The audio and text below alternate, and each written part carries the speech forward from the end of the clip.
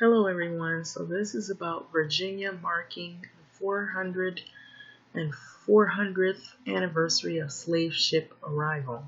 This is out of the Associated Press. Now you notice a while back there was talk surrounding reparations for African Americans, and that's all it was talk. But this marks the 400th anniversary of slave ship arrival, and so Virginia is recognizing this, and I'm sure a few other people have been as well, but it's not talked about as widely as other subjects.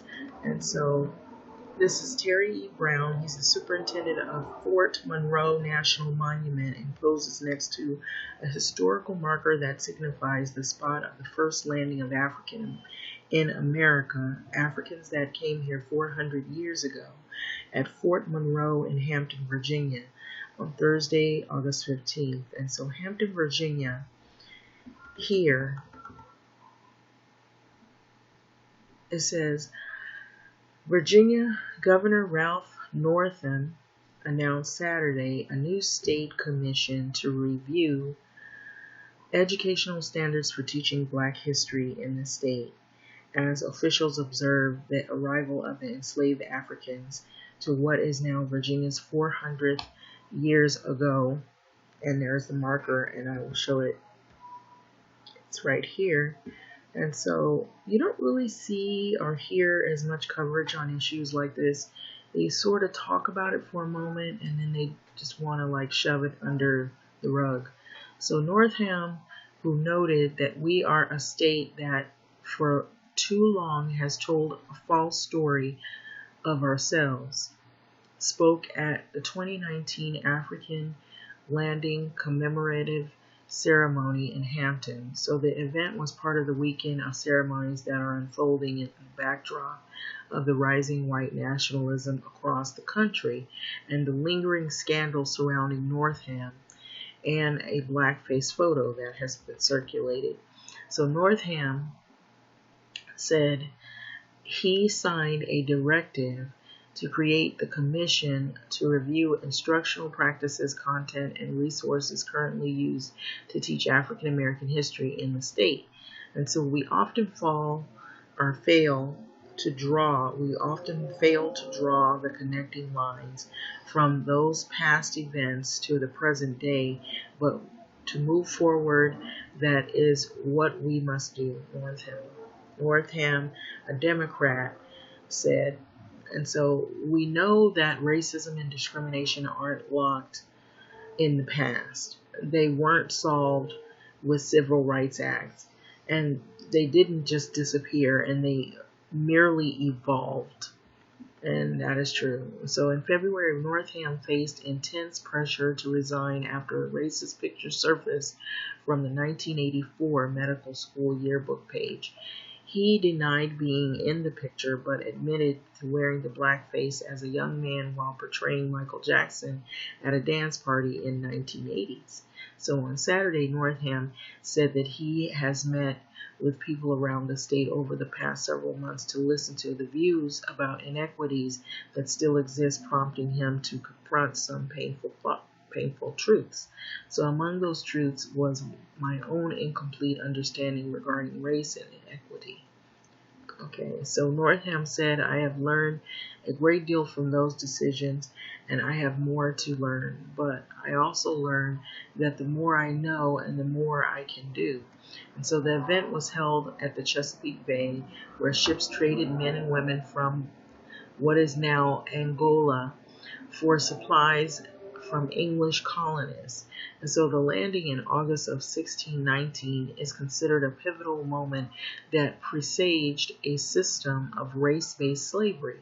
And so the legacy of the racism continues not just in isolated incidences, but as part of a system that touches every person in every aspect of our lives. Whether we know it or not, and if we're serious about righting the wrongs that began here in this place, we need to do more than just talk about it, Northam said. So we need to take action. So U.S. Representative Karen Bass, who chairs the Congressional Black Caucus and attended the event said it was important to hear the truth about the nation's past, not just the parts that make us feel good, but the difficult parts as well. And so the sad thing about our nation is why we continue to have the issues we do is because we have denied part of our history and believe that the entire nation could experience or could learn and understand the true and full history. Okay. And so we might need or not be witnessing the resurrection of the hate, Bass, California Democrat said. So some people are in denial. Most people are in denial. And what I've heard a lot of times, people want to forget about slavery, but that doesn't make the wrongs go away and the effects of the aftermath of what happened go away either necessarily. And so that is the reason why people are not happy about the things that have happened in the past that have caused problems for the future African Americans.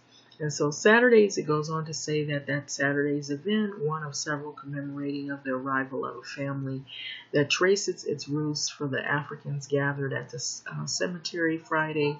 A bell will ring at the landing spot during Sunday's Healing Day, is what it's called. So bells also scheduled to ring on Sunday at Vicksburg National Military Park, a Civil War battleground in Mississippi, as well as during the events in Alabama.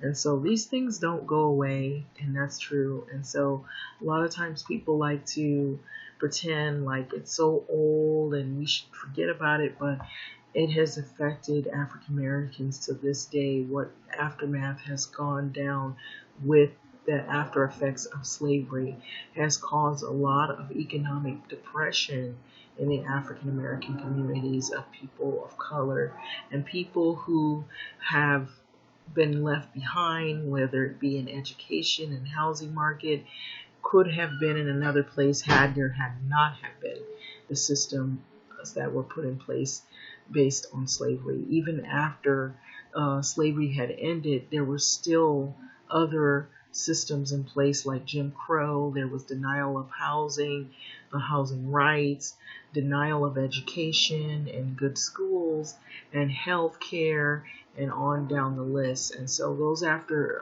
effects of those things have been extremely traumatic for the communities, the people that are black.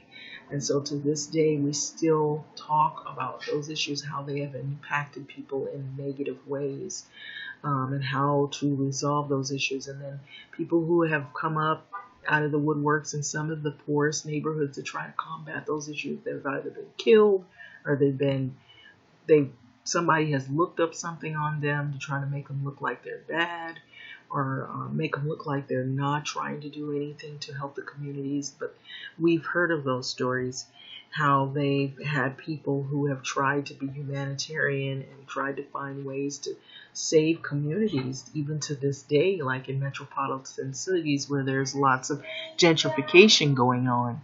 And so with that being said, I'm going to let this video go. What do you think about this? Not that much coverage has been given to these type of issues that still to this day affect a lot of people that are in this predicament, that have been affected where they're not recognized. This is another way, as he says, it has evolved where people are not recognized. You know, these events are looked at as, oh, let's sweep this under the rug. This is not important. And it is. It's always going to be, and it never will go away. This country of the U.S. was founded on this. And so it has, over and over again, has pretty much reared its ugly head in politics, where even to this day, people are denied fair voting. There's also been tampering with votes. There's also been people who have tried, politicians who have tried to shut down polling areas, and this has actually been well documented to keep people of color from voting in places closer to their place of residence. So those things have happened. And so we gone past the days of the poll taxes, but we still have issues with political vote in terms of people that are black, people of color, and so how it affects us. It has affected us even till this day in 2019, 2020 going on. So this marks the 400th anniversary of the slave ship arrival in Virginia. And so what do you think about this story? Among other stories. Having said that, thanks for listening.